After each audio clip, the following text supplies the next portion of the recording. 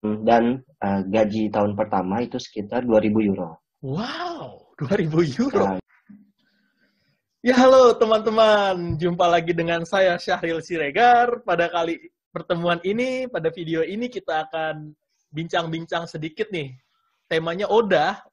Oda itu obrolan berfaedah. Nah, kali ini kita mengundang secara virtual teman kita, Saifuddin Jelani atau akrab dipanggil Bang Jai, di mana nanti selama 25 menit ke depan, Bang Jai akan cerita tentang tata cara dan pengalamannya selama menjadi karyawan S3 di Belanda. Ya, apa kabar Bang Jai? Assalamualaikum, alhamdulillah baik. Ya karena di sini masih kondisi pandemi dan semua sama. aktivitas masih serba terbatas, jadi saya masih bekerja dari rumah dan belum bisa beraktivitas normal seperti biasa. Ya tentunya belum bisa ke kantor atau ke kampus lagi seperti biasa.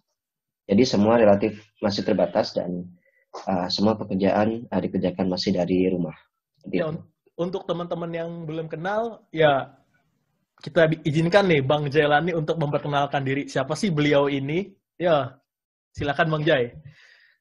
Ya, nama saya Saifuddin Jelani lengkapnya. Sekarang mahasiswa S3 di Universitas di Utrecht atau Utrecht University. Belanda ya? Di Belanda, betul. Kemudian S1 dan S2 saya di Universitas Indonesia di Depok. Oh, anak UI. Mungkin Bang Jai ada slide yang mau ditampilkan? Oh ya, sebentar. Jadi saya denger-dengar kalau kalau kuliah S3 di Eropa itu dapatnya digaji, bukan beasiswa. Itu benar Bang Jai? Iya, betul. Jadi kalau mendapatkan beasiswa dari sini, itu status kita sebagai pegawai sekaligus mahasiswa. Sepertinya Bung Syahril harus memberikan barusan saya akses kasih kepada saya. Iya, barusan saya kasih akses untuk share screen Bang Jai. Sebentar, saya carikan. Ini share. Good. Share Oke. Full screen. Oke. Oke. Jadi ya ini sedikit profile tentang saya. Jadi seperti yang sudah saya bilang tadi, saya adalah pegawai sekaligus mahasiswa S3 karena di sini kalau kita mendapatkan beasiswa dari institusi atau kampus di sini, status kita otomatis sebagai pegawai. Seperti yang teman-teman bisa lihat di sini, termasuk ada WPC juga. Dan ya, S1, S2 saya di Indonesia, jadi tidak perlu khawatir kalau misalkan teman-teman misalnya sudah menempuh S1, S2 di Indonesia, kemudian ingin lanjut S3 di luar negeri, di Eropa atau dimanapun itu, tentu saja peluang masih sangat terbuka. Jadi jangan berkecil hati, misalnya teman-teman hanya lulusan dalam negeri, kemudian ingin lanjut di luar negeri, itu peluang masih banyak terbuka. Oke. Mungkin sebelum Bang Jai menjelaskan tentang tata cara daftarnya, kita motivasi dulu nih. Bener nggak sih kalau dia karyawan berarti dia digaji dong, gajinya gede dong, kan di Eropa gitu. Iya, betul, Bung Syahril. Jadi sedikit saya jelaskan. Jadi tahun pertama saya di sini langsung menandatangani kontrak. Jadi durasi rata-rata S3 di Belanda khususnya itu 4 tahun. Tentu saja mungkin kalau di negara Eropa yang lain ada yang 3 tahun juga, tapi untuk di Belanda itu 4 tahun. Dan gaji tahun pertama itu sekitar 2.000 euro. Ya mungkin teman-teman bisa dikonversikan berapa rupiah dengan kurs sekarang. Udah puluhan juta atau 30-an juta lebih tuh Bang Jai. Ya mungkin buat teman-teman yang belum tahu, jadi pada umumnya untuk beasiswa ya, kalau beasiswa dia bukan karyawan, di Eropa, misalnya program Erasmus Mundus itu bahkan 1.000 euro aja nggak nyampe. Umumnya 800 atau 900 euro. Dan bayangin teman-teman dapat gaji 2.000 euro. Wow, itu gede banget. Oke, terus tata caranya gimana sih Bang Jai? Cara untuk daftarnya? Yes, Atau gimana sih? mungkin Ya. pertama Iya, pertama teman-teman harus ya tentu saja punya motivasi dulu, punya niat yang kuat dari diri teman-teman sendiri karena itu sangat penting untuk terus memotivasi teman-teman. Jadi saat mendaftar karena tentu saja saat mendaftar itu ya banyak sekali tantangannya ya dan belum tentu juga langsung diterima. Jadi um, ya intinya adalah terus termotivasi dan menciptakan setiap peluang yang ada.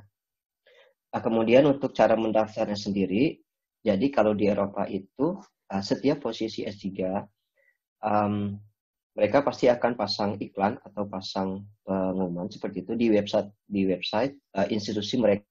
Jadi kita sendiri yang harus pintar-pintar untuk browsing atau mencari informasi tentang peluang tersebut. Atau bisa juga kita akses melalui mailing list kalau teman-teman punya mailing list. Atau di sini saya punya rekomendasi, tapi ini untuk khusus fisika saja karena saya orang fisika. Jadi teman-teman juga bisa mengunjungi misalnya website inspirehelp.net. Jadi teman-teman bisa lihat dan kunjungi sendiri websitenya, kemudian klik di bagian jobs. Nanti di sana teman-teman bisa lihat sendiri lowongan apa saja yang tersedia, kemudian di negara mana, di Eropa misalnya, kemudian bisa dicek sendiri atau mungkin di Amerika. Ini saya lihat misalkan contoh screenshot yang sudah saya buat ada di Amerika dan Eropa. Nanti ya bisa dilihat dari deskripsinya sendiri di sana apa saja persyaratan yang teman-teman harus persiapkan dan sebagainya. Umumnya untuk di Eropa sendiri syarat yang paling penting adalah dua, yaitu CV dan resume. Jadi dua itu saja yang harus teman-teman siapkan kalau teman-teman misalnya punya niat untuk lanjut di Eropa. Oh, jadi awalnya itu cuma CV dan resume aja gitu Bang Jaya sebelum mereka minta-minta aplikasi yang lain ya? Ya, betul. Jadi ya ini pengalaman pribadi saya saja. Jadi untuk di Belanda sendiri khususnya, saat itu saya hanya menyiapkan CV dan resume saat akan mendaftar.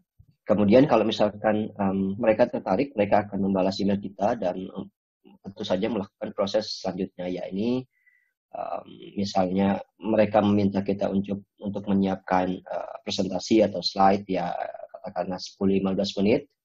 Itu tentang informasi apa saja sih yang sudah kita lakukan sebelumnya atau riset apa saja yang sudah kita lakukan saat kita S1 dan S2 seperti itu. Jadi Ya, kayak pengalaman-pengalaman riset yang pernah dikerjakan gitu Bang Jaya?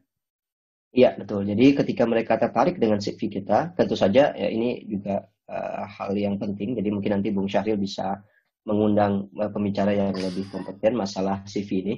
Jadi ini sangat penting. Ketika mereka tertarik, mereka akan menghubungi kita. Terus ya meminta kita untuk menyiapkan slide tadi. Kemudian ketika mereka sudah oke dengan prestasi kita, mereka akan mengontak atau menghubungi kita lagi. Kemudian disitulah ya keputusan akan terjadi. Misalkan mereka punya beberapa kandidat dan ya pada akhirnya mereka akan tentu saja memutuskan di situ. Sepengalaman saya waktu itu ada 2 kandidat sampai akhir seleksi ada 2 kandidat, yakni saya sendiri dan orang lain. Dan ya pada akhirnya yang supervisor saya sekarang memilih saya untuk bekerja dengan beliau seperti itu. Jadi ya sedikit tadi merupakan tahap-tahap apa saja yang harus kita lakukan. Tentu saja untuk setiap institusi mungkin prosesnya berbeda, tapi ya lebih kurang seperti itu. Jadi yang paling penting adalah kita harus menyiapkan CV dan resume. Dan terutama untuk di Eropa, sertifikat bahasa Inggris itu tidak terlalu disyaratkan atau apa ya? Maksudnya tidak dicantumkan. Sertifikat ya, tapi kemampuan bahasa Inggris tentu saja dibutuhkan, gitu ya Bang Ya, Jaya? ya betul. Jadi kemampuan bahasa Inggris tentunya sangat penting ya, karena kita akan belajar di luar negeri. Maksud dan saya berkomunikasi dalam bahasa Inggris tentunya. Ya. Baik, luar biasa sekali Bang Jay. Nah, mungkin supaya teman-teman lebih tertarik nih, kalau dia sebagai karyawan, karena tadi Bang Jay bilang S3 di Eropa itu sebagai karyawan, itu berarti ada dong hak-hak dan kewajiban dari karyawan. Nah, selain dapat gaji, ada nggak sih kayak bayar pajak atau bayar asuransi atau apapun lah gitu yang Bang Jay mau sampaikan? Ya, baik. Ini saya karena saya mendapatkan beasiswa dari Belanda, dari Utrecht. Jadi saya akan khusus membahas di Belanda. Jadi seperti tadi sudah saya bilang, tahun pertama itu kita akan mendapatkan sekitar 2.000 euro. Dan itu akan terus naik setiap 6 bulan. Di samping itu juga, kita mendapatkan yang namanya uang libur. Jadi setahun itu 2 kali, di bulan Mei dan di akhir tahun, itu besarnya sekitar 8% dari gaji kotor 1 tahun. Jadi bisa dibilang liburnya aja dibayar gitu Bang Jaya. Ya, betul. Jadi di sini memang libur saja pun mereka masih memberikan ya kompensasi seperti itu. Kemudian tentu saja karena layaknya pegawai kita harus membayarkan asuransi sendiri. Jadi itu besarnya sekitar 100 euro setiap bulan. Kemudian juga membayar uang pensiun, tapi itu nanti otomatis sudah dipotong langsung saat kita menerima gaji. Dan ya mungkin selain itu harus bayar sewa rumah atau kamar kalau misalkan masih single. Ya mungkin itu aja sih kewajibannya. Ya tentu saja kalau pegawai di institusi atau di kampus ada kewajiban kita harus memberikan tutorial atau mungkin mengajar. Itu paling banyak 3 mata kuliah selama kontrak. Jadi selama 4 tahun paling banyak 3 mata kuliah. Tapi itu semua nanti jelas ada di kontraknya Bang Jaya? Ya, betul. Jadi nanti setelah kita tanda tangan kontrak, di situ tertulis jelas apa saja kewajiban dan hak-hak kita yang kita akan dapatkan selama durasi 4 tahun itu. Gitu. Terus ngomong-ngomong gaji nih Bang Jay, dan pajak dan lain-lain, kira-kira gaji segitu cukup nggak sih Bang Jay untuk bawa keluarga, misalnya kayak keluarga kecil gitu, istri dan anak 1 gitu misalnya? Iya, saya pikir itu sangat cukup sekali ya untuk gaji sebesar itu. Dan tentu saja kan seperti yang tadi saya sudah bilang, itu akan terus naik setiap 6 bulan. Untuk besaran, misalnya saya sebutkan saja untuk besaran sewa rumah itu antara 900 sampai 1.000 itu yang normal. Ya, ada juga yang agak mahal seperti 1.100 euro atau bahkan sampai 1.200 per bulan. Wow. Tapi dengan gaji segitu itu insya Allah cukup untuk ya sewa rumah ya. Misalkan 2.000 di tahun pertama bisa naik setiap 6 bulan berikutnya misalkan 2.000. Saya lupa kenaikannya berapa. Tapi itu akan terus naik ya setiap 6 bulan. Dan tadi kita juga dapat uang tambahan 2 kali setahun dan saya pikir itu ya lebih dari cukup lah untuk membawa keluarga di sini. Seperti itu. Jadi tidak usah khawatir kalau teman-teman misalnya sudah punya keluarga, kemudian mendapatkan beasiswa dari sini dan ingin membawa keluarganya ke sini, itu tidak usah khawatir. Atau kalau misalkan masih ragu pun, teman-teman juga bisa misalkan ya sharing dengan mahasiswa Indonesia yang lain. Jadi itu juga bisa meringankan beban untuk biaya rumah misalnya seperti itu. Jadi ya adalah trik-triknya untuk mengatasi seperti itu. Baik. Jadi kalau kita kembali lagi ke tata cara daftar tadi Bang Jay, jadi kita lihat cari-cari informasi, terus kita kirim aplikasi atau menghubungi profesor dan lain sebagainya. Itu kalau kita daftar dari Indonesia, ada ujian langsung datang ke Belanda atau bisa lewat online kayak gini Bang Jay? Sepengalaman dan sepengetahuan saya untuk di Eropa, semuanya aplikasi dikirimkan online via email. Jadi misalnya di sini contoh, misalkan teman-teman ingin mendaftar, ini saya coba cantumkan di salah satu institusi di Belanda namanya NICEF. NICEF itu seperti LIPI di Indonesia. Okay. Jadi lembaga penelitian tapi khusus untuk fisika saja. Jadi misalkan teman-teman buka lowongan di sini, kemudian lihat persyaratannya apa, dan semuanya ini praktis lewat email semua. Jadi tidak ada biaya apapun, tidak ada tes apapun. Prosedurnya seperti yang sudah saya jelaskan tadi. Jadi awal-awal itu paling kita hanya mengirimkan CV dan resume aja. Kemudian kalau mereka tertarik, baru mereka akan kontak kita lagi. Dan ya seperti tadi biasanya mereka akan meminta menyiapkan slide tentang menjelaskan apa yang kita lakukan sebelumnya. Dan dari situ mungkin mereka akan mempertimbangkan lagi apakah kita masuk kandidat atau sesuai kriteria mereka atau tidak, kayak gitu. Berarti wawancaranya itu juga nanti kalau dia sudah tertarik dengan aplikasi kita, mereka akan ngundang wawancara itu lewat online juga Bang Jai. Ya, jadi semuanya praktis lewat online semua, lewat Skype mungkin bisa atau media online yang lain. Baik, baik. Jadi kita tidak harus langsung datang ke sana atau misalkan harus ada tes tertentu, itu tidak. Jadi yang penting selama mereka tertarik dengan CV kita, kemudian tertarik dengan presentasi kita, ya kiranya kita termasuk kriteria yang mereka inginkan, tentu saja mereka akan mempertimbangkan kita sebagai misalnya salah satu kandidat yang akan mereka sebagai salah satu kandidat PhD yang sedang mereka cari, seperti itu. Jadi praktis semuanya tidak ada ujian untuk di Eropa. Saya mungkin nggak tahu untuk beberapa negara yang lain, tapi umumnya di Eropa tidak ada ujian, khususnya di Belanda. Kemudian untuk proses seleksinya seperti yang tadi saya sudah bilang, yang paling penting adalah CV dan resume, itu aja. Karena yang pertama kali mereka lihat itu adalah CV. Jadi kalau mereka tertarik dengan CV, mereka akan langsung mengontak kita kembali, seperti itu. Jadi ini penting banget. Baik, jadi kalau dia ini untuk S3 aja Bang Jay ya, kalau S2 dia nggak karyawan ya, dia gimana Bang Jay kalau S2? Ya baik, untuk S2 sendiri di sini karena biaya pendidikan relatif terjangkau ya untuk warga di Eropa umumnya. Jadi memang sangat-sangat jarang sekali, boleh saya bilang, untuk beasiswa S2. Terutama di Belanda, ini untuk orang Belanda sendiri S2 itu seperti S1 aja. Jadi biayanya memang dibuat seterjangkau mungkin, sehingga membuka peluang untuk warganya sendiri untuk bisa terus bersekolah ke pendidikan tinggi, seperti itu Bung Syahril.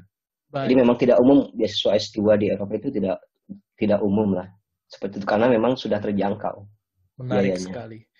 Baik, terus ngomong-ngomong nih, kehidupan di Belanda nih, kehidupan di Eropa, itu Bang Jai punya cerita khusus nggak? Misalnya geger budaya atau apalah gitu yang mau dibagikan kepada teman-teman yang lihat video ini? Iya, untuk setelah ini karena pengalaman pertama saya juga di luar negeri dan langsung ke Belanda, tentu saja banyak sekali hal-hal yang berbeda, terutama masalah cuaca. Sebelumnya mungkin budaya. Screen-nya bisa dimati dulu Bang Jai nih. Oh ya. Oke. Sebentar. Oke. Ya, bisa dilanjut tadi kehidupan di Belanda. Ya, jadi tentu saja untuk saya pribadi, karena pengalaman pertama di luar negeri dan langsung ke Belanda, hal yang berbeda. Pertama mengenai cuaca, di sini 4 musim tentu saja, dan ya di Indonesia hanya musim panas dan musim hujan. Kemudian masalah makanan, makanan ini agak tricky karena terkadang mudah untuk mencari yang halal dan terkadang juga kita harus benar-benar hati-hati. Kemudian juga masalah budaya, di mana di sini relatif bebas,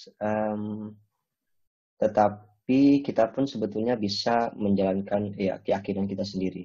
Namun ya itu tadi, karena saking bebasnya terkadang bisa saja kita terbawa arus kalau misalnya kita tidak hati-hati menjaga diri, seperti itu. Baik. Terus jadi, buat teman-teman yang Muslim nih mungkin ada yang bertanya, itu kalau kita bekerja di Eropa dalam hal ini misalnya bekerja di universitas ya, itu kita diizinkan sholat nggak sih? Sholat Jumatnya gimana gitu? Mungkin teman-teman pengen tahu. Gimana Bang Jai? Tipikal orang di sini itu terbuka ya. Jadi kalau misalnya kita ingin sholat atau misalkan sholat Jumat karena untuk sholat waktu, sebetulnya kita ya bisa curi-curi kesempatan aja.